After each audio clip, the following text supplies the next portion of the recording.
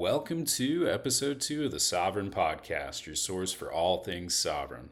In today's episode, Pindar and Ezra delve deep into the fascinating world of MLO. Join us as we embark on a journey through MLO's crypto origins, explore the inspiration behind his new drop, Noctilucent Momenti, and decipher the intricate symbolism and numerology woven into his work. Get ready for an enlightening and captivating conversation. Martin, how did you first come into the world of crypto and crypto art? So I entered the space through my interest in cryptocurrencies. 2017, I was actively, discovering cryptocurrencies. Heard of them a few years ago, but kind of rejected it back then, based on the use cases mostly revolving around Silicon Road, not Silicon Road, Silk Road. Um, so in 2017, with all the ICO bubbles, I got back into it and I was researching, and very quickly I found that much more interesting than the currency aspect were actually the technologies behind it and the ideas which could be realized with them. So I started actively looking for use cases in arts, because I found that, while a lot of these projects and ICOs were like very conceptual and very um, theoretical, the use cases Right. for art were like almost like instantly working and instantly realizable. So I was searching out, really researching for people and projects which would use the blockchain in some sort of artistic context, and this is how I stumbled upon the first marketplaces, and I thought like, wow, that's it. This is going to be maybe the vehicle which will finally elevate digital art out of its niche. Really? So you saw it that early? Because I think that's interesting. Because when I think about really good use cases for blockchain, everyone's talking blockchain technology to do, track shipments and like how custody and or even voting. I always realize the only blockchain technology that I've seen that's working really well, yet other than DeFi, is art, is the Yeah. utility of. But I didn't realize it. I thought it was I mean, I share this openly. When I got started at Super, I thought it was just a way to pay for art. I didn't realize it had all those other things. So, Well, I always thought that, like digital art was always the pariah of the art world, right? Like nobody wanted to look at it. And the distribution mechanism was its biggest paradox on, because in order for anybody to want to look at it, you always had to like embed it into something physical, right? So it would be either a CD, DVD, USB stick, or whatever. So you can imply this idea of scarcity in order to assume like some sort of value, right? So Yeah. here you had like, for me, it was like instantly like a digital vessel, and I thought like this could be it. Um, I didn't necessarily think it would happen that fast. I thought this is going to be a much longer process, but I thought that is solving this paradox of forcing something digital into something physical to be understood. That it solved mainly this purpose. I didn't see it coming. I mean, I wasn't even thinking like that. So that's so interesting. But I did get into crypto art for the same reason as you. Is I was big into crypto. I thought crypto was Hmm. awesome. And then I just said, oh, I like crypto and I'm an artist. Here, crypto art's popping up, and it was a crossover, and that was neat. Yeah, and I was Yeah. working, with a lot of physical art before, right, for years, and it is already so hard to showcase physical art. So if you wanted to do anything with digital, it kind of like cut all your potential to exhibit basically like to a little fraction, right? So it was like, Yeah. if you really were committed to this, then like kudos to you who already did that way longer, because it just limited your opportunity to be exhibited so drastically. Like even like most of the contemporary spaces had like maybe one projector or like one Mhm. TV, right? Mhm. So re- if you were to do something which has anything to do with time-based media, you would like basically compete for only one spot within like a whole group exhibition or something, right? So I thought doing something like that is really bold. And switching it towards like something which could be used for that is going to be very interesting. Now, of course, we didn't know that this is going to be working, right? I mean, 2018, we barely knew what we were doing because everything was so clunky, and there was no self-minting. We still relied on the marketplaces and everything, but I thought that it just solved this very little aspect of it very well in a time where everything else was so conceptual. Yeah. Looking back at that period of crypto art, it's like interesting to see how people were really still figuring out what it even means, tokenizing things. A lot of the writing about the pieces around that time are start out with like, what is a token and what is a wallet? Like your early blog posts also start out with that. And I yeah, and the first things that you were minting too are seem to be looking at what is a token mean, and what are the meanings of those things, like the early mints are the early seed phrase visualizations are looking at making how do they operate as a metaphors, and I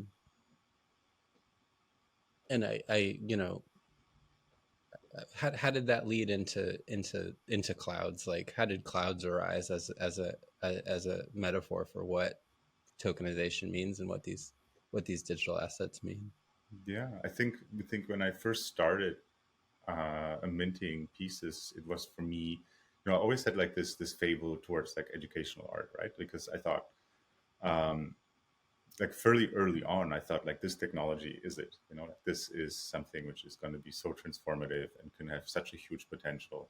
So if I want to work around that, I have to understand it first myself before I can explain it to others. So the first pieces were very, very basic, rudimentary approaches to kind of help me visualize these things and then test it with people. Like, this is what a blockchain looks like. This is what a fork is.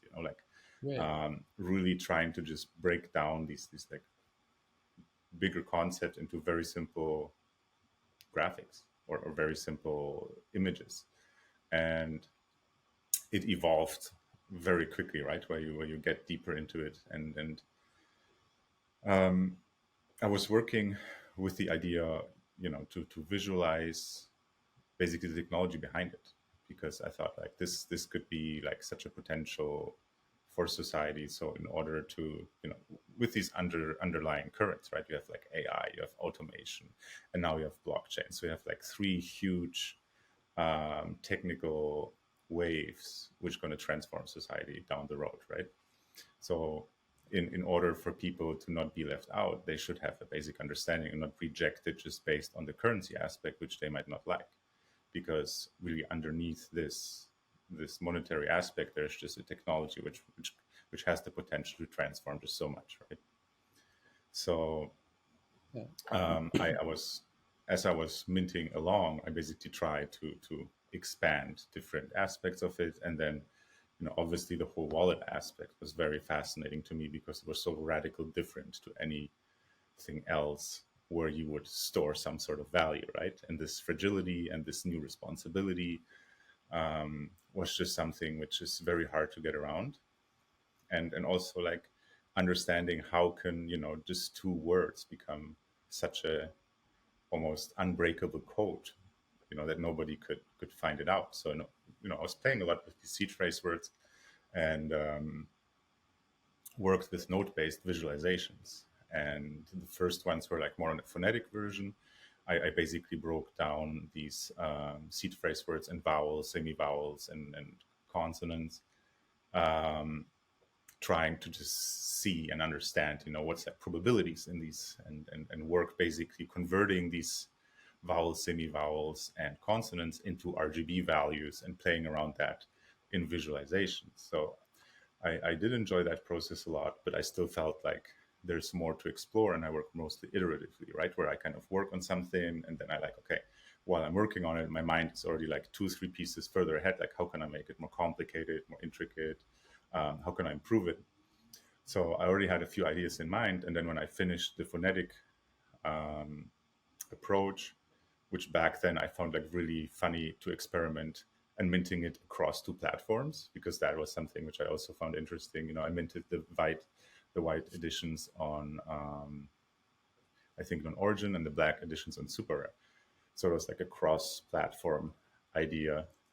But I went back to this because I thought like this is so interesting, and I started this visualization. And then as I moved along, it developed more and more towards like cloud-shaped outputs, right? Until I ended up with my seed phrase visualization, which turned into like really this cloud full of ellipses, which then for me was like a huge pivotal moment, because like a lot of things fell together and or came together in one piece, right?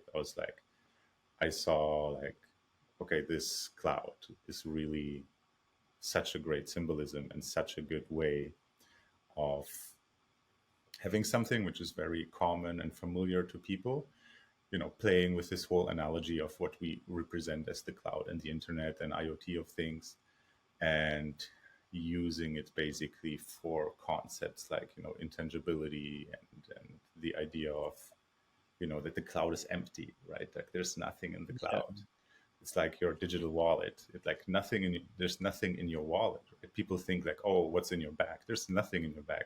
Your bag holds nothing, because this is how you can restore your value with your seed phrase. So there's really nothing in your cloud. So you just have on the blockchain a reference towards your wallet that you can move things around, but these things are never in it. So, there was like so many concepts which, like, as the longer I thought about it, I was like, okay, this is coming together. Like, and I was very grateful, because I was looking for like, for years for a good subject for, my style. And then, thinking and reflecting on this, I was like, okay, that's it. This is it. This is coming together. This is going to be my medium, my subject. I'm going to use that as my symbolism to continue exploring, the technicalities of this technology. And yeah, looking back, I feel like I'm just scratching on the surface. Yeah, right on. I have got the feeling that the clouds and cloud imagery also brings in a personal layer, and I was curious, like, how does that resonate with your like personal philosophy, or with your personal history with clouds or travel? Yeah, definitely. It has these two aspects.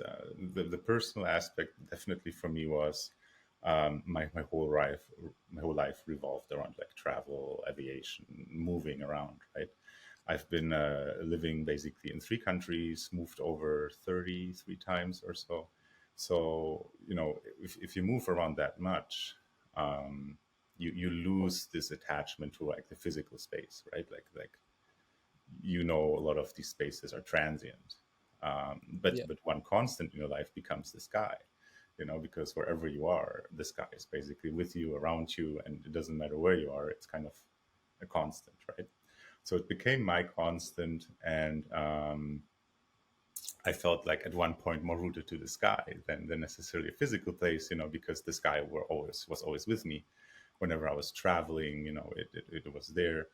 Wherever I moved, it was there, right? While the place you live, if you have moved already so many times, you always have like also a detachment to a place, because, what is it, a year? You know what I mean? I think on average, I lived like 1.2 years in one place, if you would break it down. That changes your perspective tremendously, So that was mostly my personal side. But I really dove deeper into the technical aspect, because like apart from this intangibility aspect, the one point which fascinated me was the fragility, right? The fragility of a cloud, because if you look at the blockchain environment, and how it is maintained through all the nodes, it became for me like a symbol of hope. A symbol of hope in the meaning that, people believe in it, and then they maintain their nodes and computers to maintain the blockchain. But the moment basically they stop believing in it and they start disconnecting their nodes, this whole environment just dissolves again like a cloud. And I thought that's such a simple, poetic, and beautiful way of looking at it that it definitely wanted me to, I definitely felt like I need to really play with that idea.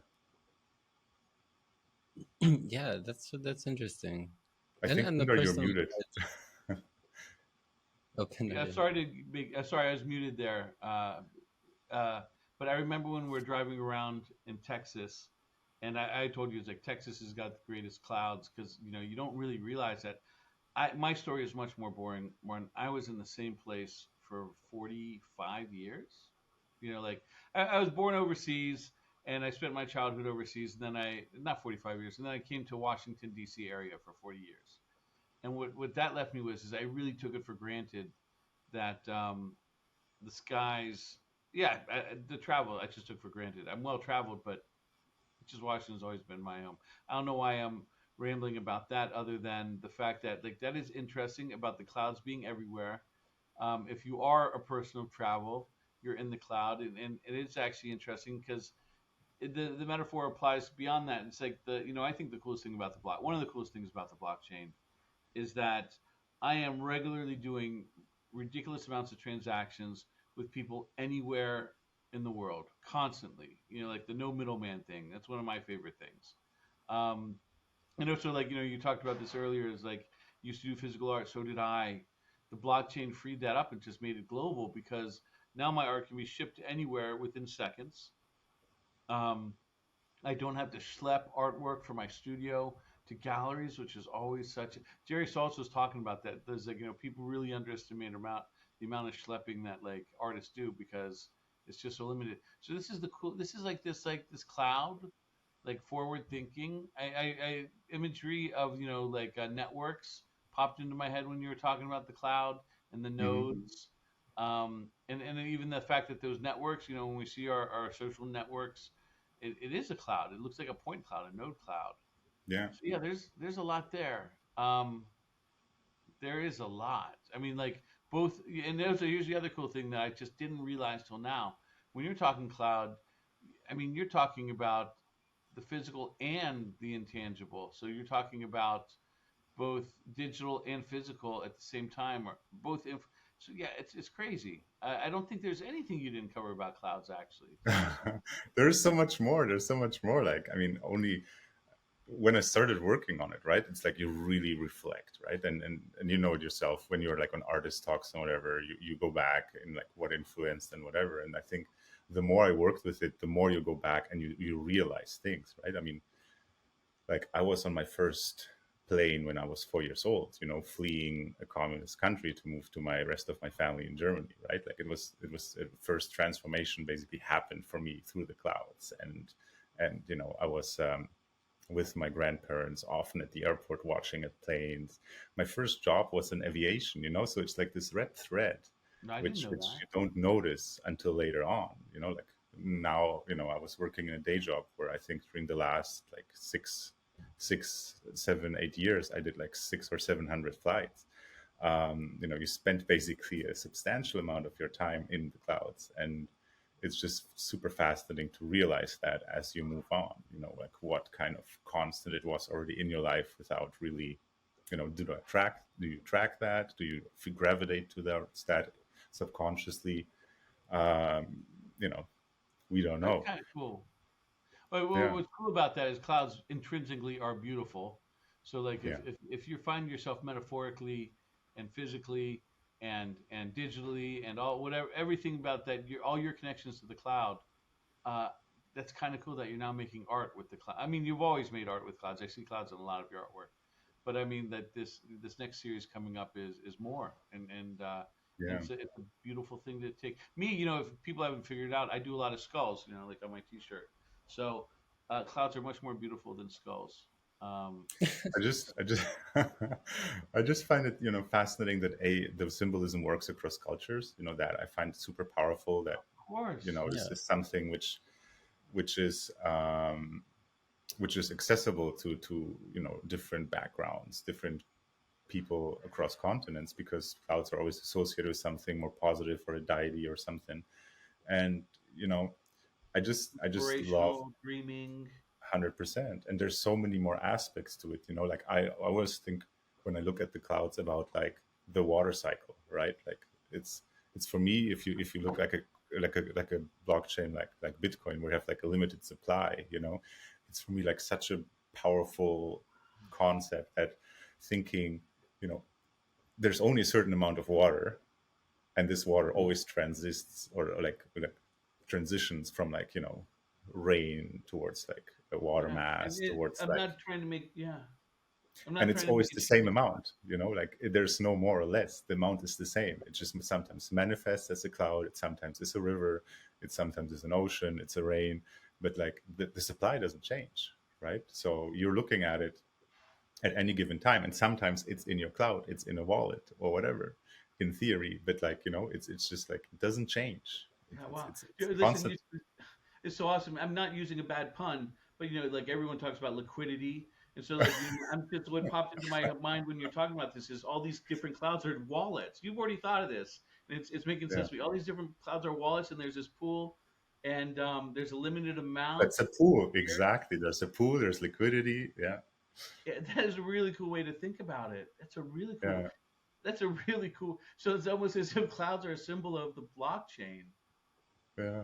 I didn't And even. there's so much in it, there's so much in it. The idea of like borderlessness, right? I mean, if you travel a lot, you see like how arbitrary our concepts of like borders, countries, and it's right. Somebody decided like this little river, this is going to be a land border, like, and then you move on, and everything is just like looks the same from the top, like just somebody decided one day this is it.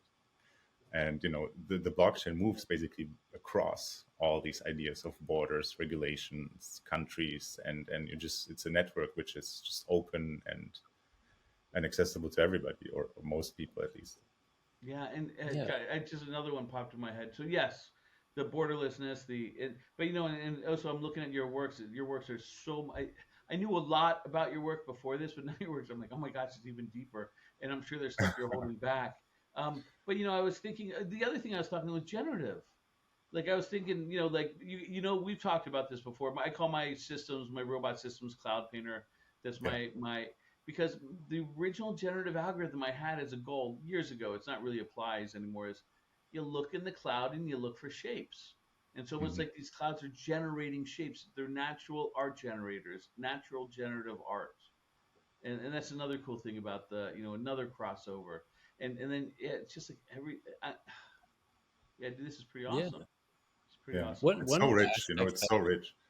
yeah. I wanted to ask you in particular about in this collection, looking Hmm. back on 5 years of making cloud art. I was curious how you relate the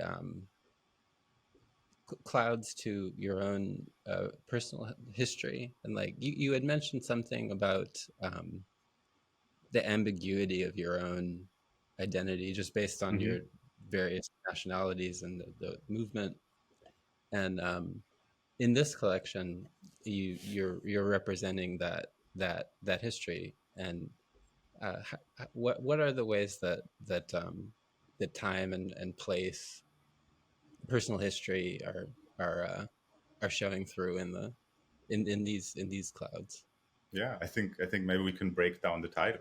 It's Noctilucent's Mementi, and the second part, the Mementi, is really for me a reflection over the last 5 years, right? From the very moment my generative pieces switched towards like this cloud shape, which was for me such a pivot, um, towards like basically 5 years later, right? I mean, it was just at the end of September when it was the 5 year basically anniversary of the first cloud mint. Um, and as people travel, they make photos of sites or like cities, landscapes. I always added a layer and also photographed clouds while I was there, right? And it was for me kind of like an additional layer of like, okay, that cloud was here or that cloud was there. So in this series, this Mementi was really like going through all these 5 years, um, going through 5 years of like traveling, through 5 years as like a crypto artist, through 5 years as an artist, and revisiting the places we've been, the events, the travels, the memories, right? And that's what the mementi part for is. It's basically a collection of all the places I've traveled to. I've been to all the events I participated in, and from all these events, I basically curated the best cloud photos and used that basically as the base for that series. So the 210 editions are basically chosen out of these, like different countries, different states, different events, and days, where some sort of meaningful. It's basically kind of like almost like a retrospective of being 5 years a crypto and cloud artist. And then you have the Noctilucent part, right? Excuse me? Yeah. Oh, go ahead.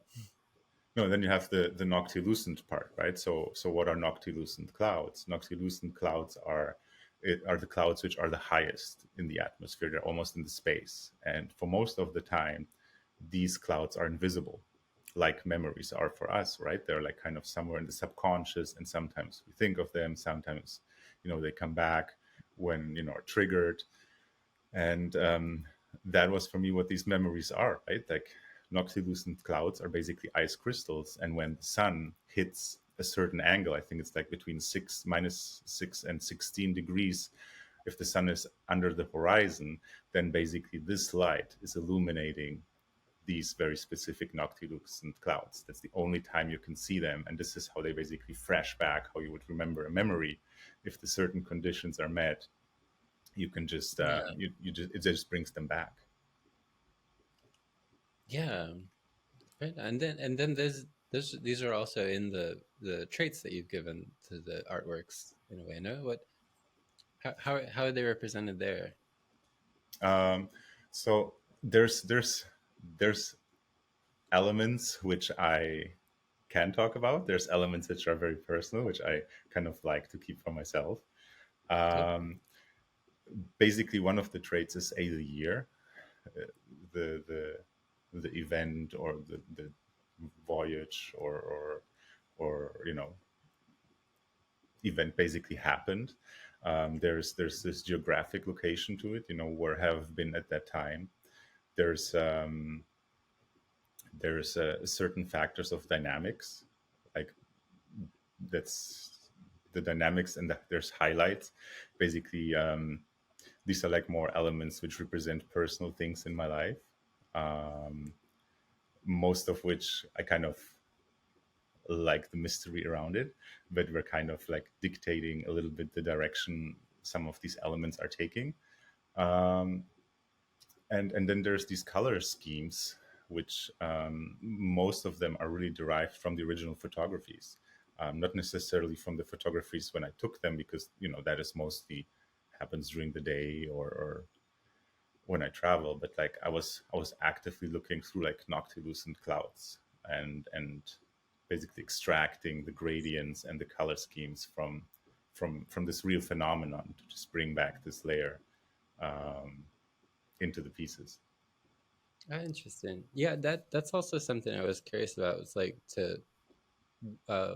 could you tell us more about what the process is like of translating the photograph into the generative artwork? Yeah, so I've been like I personally I don't consider myself a coder, right? Like I can code a bit, but I'm not necessarily like a hardcore coder. So I started really like with a language which I guess most people don't associate with generative art, but like my go-to language is Python, right? I started learning Python more from like an analytical perspective and dabbling more with artificial intelligence. But you like most of the languages, you can do much more with it. And I started using Python for generative outputs in which I would translate, for instance, images into like physical stamps. Like I would create stamps and I would scan them, and then I would use Python to translate these images. So, many iterations down the road, I basically came up with a system where I would use basically a photograph, and then it goes like through a layer of different processes, right? In the first layer, I'm kind of extracting the cloud out of the sky, where I kind of like see the definition of it, and it in a, basically broken down, it really extracts the clouds from the sky and defines this is the cloud shapes.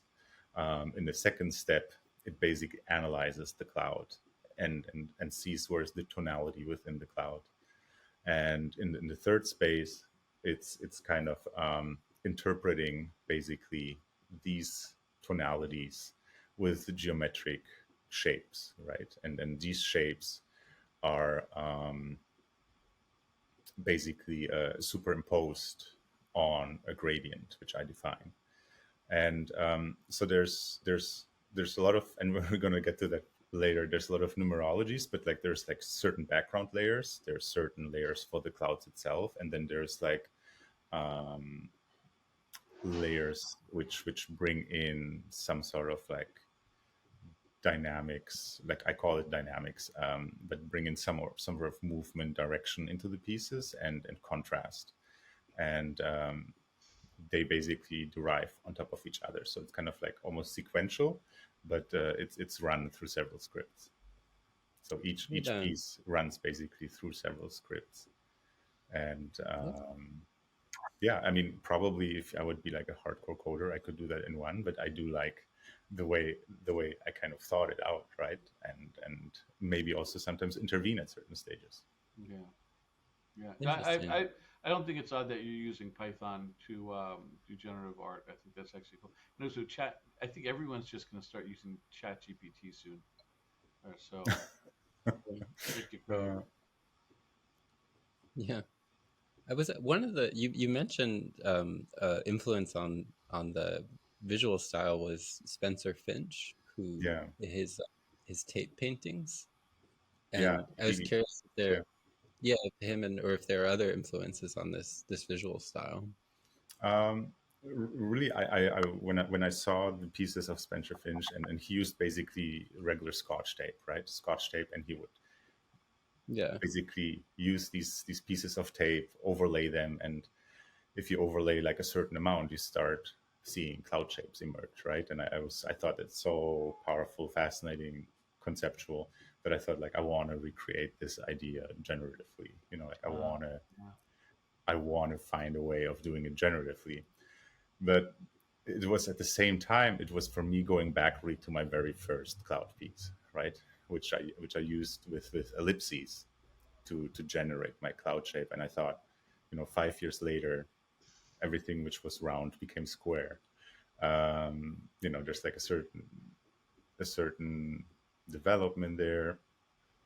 And I wanted basically to find in this edition a way to kind of bring that connection. And I chose basically a mixture from this concept of using these tapes. And in this case, these tapes became my squares or rectangles, and bringing this idea of the way I generated my cloud 5 years ago through these ellipses and merged them really into one series, which is going back through all the 5 years of all the events, exhibitions, and travels, and reflect basically on this time, where what has happened to me, where I have been, how I've developed, and seeing that as the new starting point, like for the next 5 years. Right down. And then what you mentioned the numerology of coming in. What are the numerological influences there in this one? So the numerology, there's like obvious and less obvious ones, right? I mean, I work a lot with, there's a lot of usually references and meanings in the layers I use. Like for instance, here, let's start very simple. The edition is 210 pieces, right? 210, like 210, there's the symbolism of like the 21 million for Bitcoin. There's the symbolism of 210 is also the 210th of each year is my birthday. It's July 29. 21 as a sum is 3, which has historically been the number which a lot of my artworks revolve. Like I work, most of the things I do works with the theme of 3. And the 3 for me represents always the past, the present, and the future. It represents the 3 countries I lived in. It represents, the Holy Trinity. It's just like a number which is just very prevalent in my art. So going now through, the series, I was using 21, like each output is based on 21 layers. Like I just love to work it through. We're having the drop date on October 20th, which brings us back to our 2 and 1 and 0.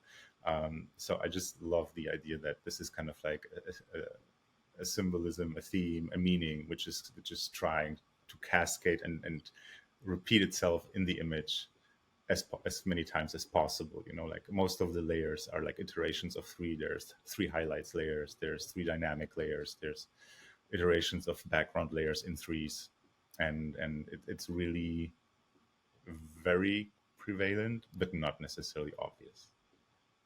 Interesting, yeah. I'm curious also, does numerology like that play into other aspects of your life? I think more on a subconscious side, but I think, when I always like to say, like, I don't take myself very serious, but my art I do. So it's much more, there's an element, if you come from it, because I come from geometric abstraction, right? Like I have very defined shapes. I have very defined contours usually. Like everything is more like mathematically based.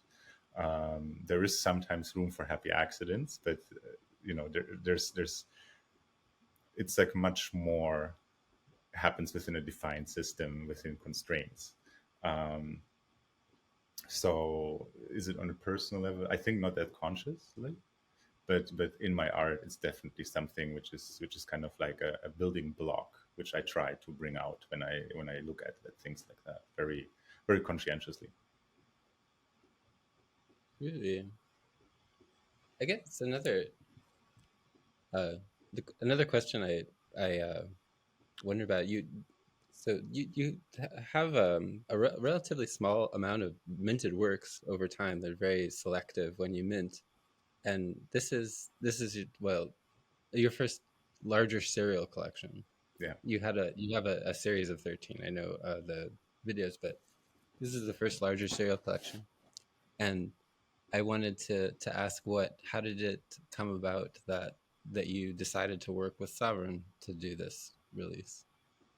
yeah. I think in general, like I'm notoriously slow. That's one of the reasons there's not that many many artworks, because since I work in iterations, right? Like the moment I stop one, I'm like starting already the next, and there's always the feeling that okay, this might be, I always try to make it obviously better. So I often were hesitant, like, okay, is this already the state I want to create an artwork out of that, or is this just kind of like a study or a stepping stone, like a staircase? Like you try to elevate an idea or a concept as you go through the iterations. So that was the reason why I went probably with a lot of less editions in the first place. But I think as you go along, I think what it led me to is I was seeing some sort of limitations in that approach, right? And I wanted, with the idea of making a generative series, is something I've been working for years. But also it went again through iterations, right? There's projects which you don't seem satisfied enough in the variety of the outputs and the quality of the outputs that you go back to the drawing board several times.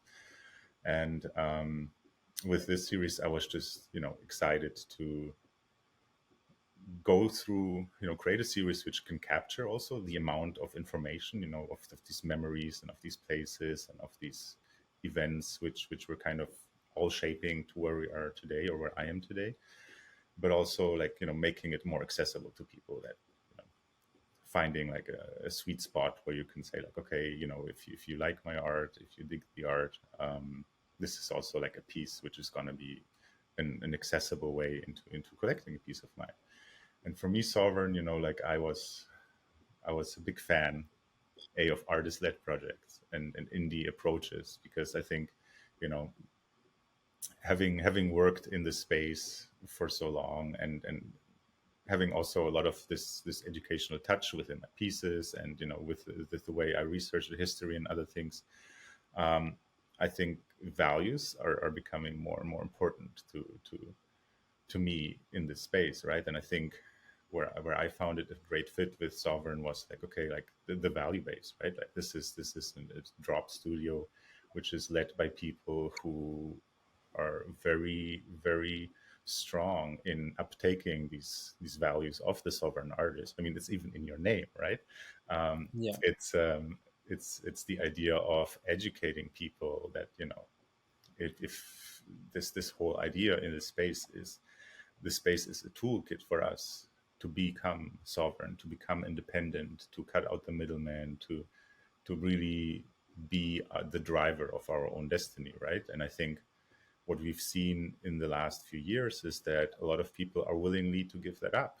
And I think it just, for me, it was like this more conscientious choice of working with people who I align on. And that's why I was happy to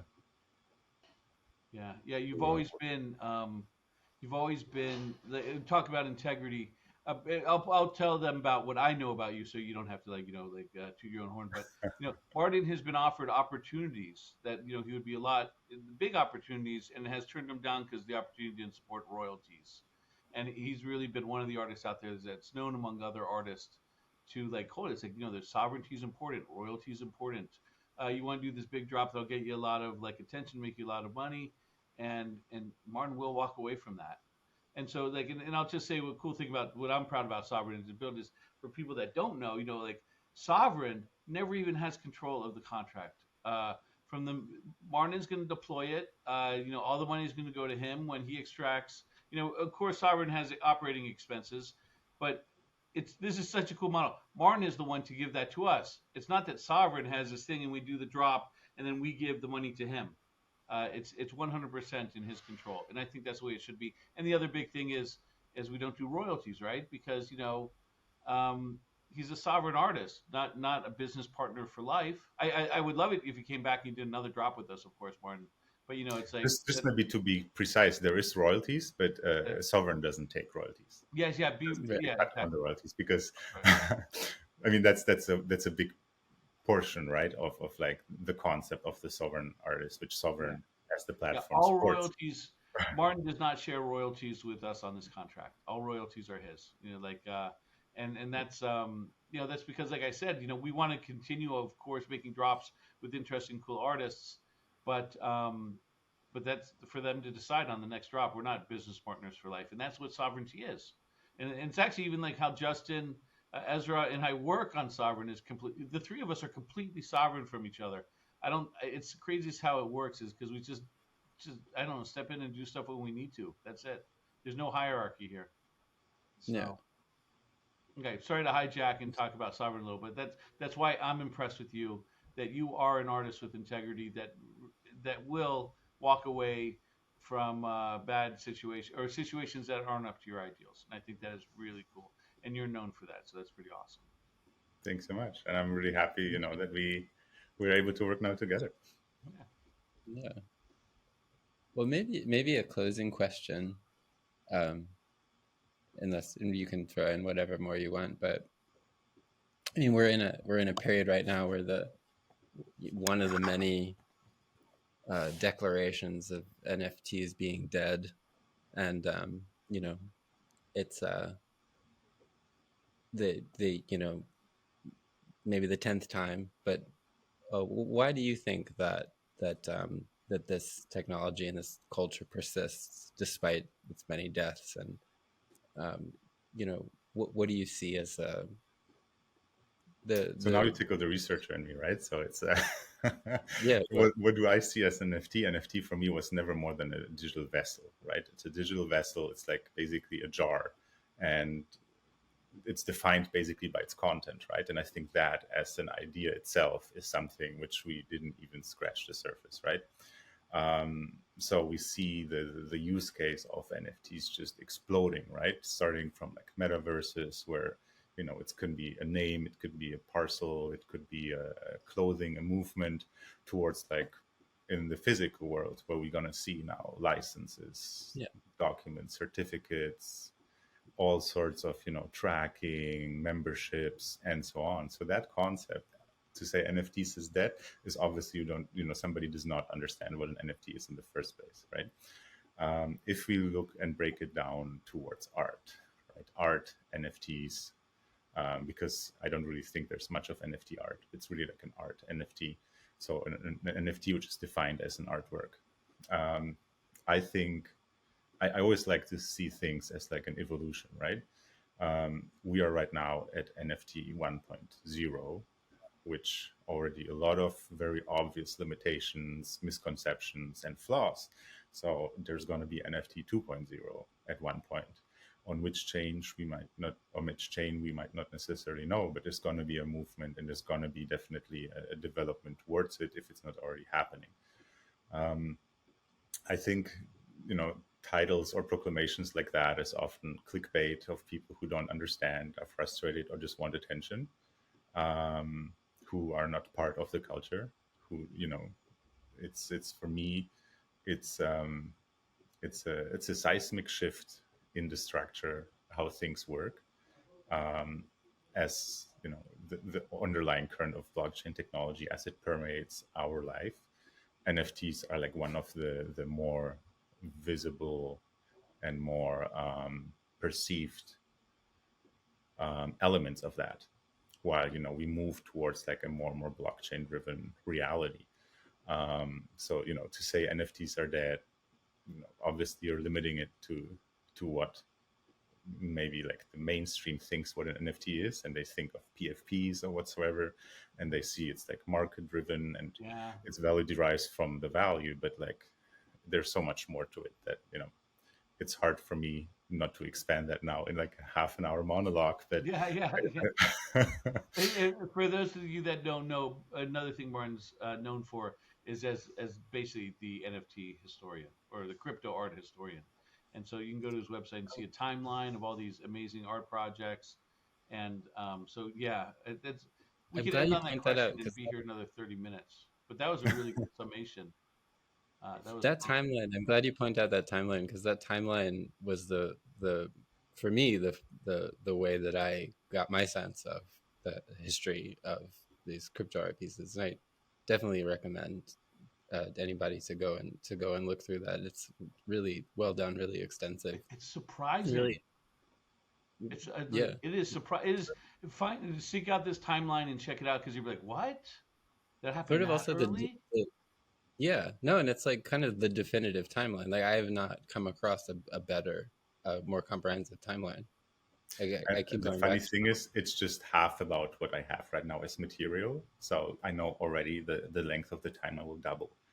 I just, have to drip these updates as I can go along. But it's just so fascinating.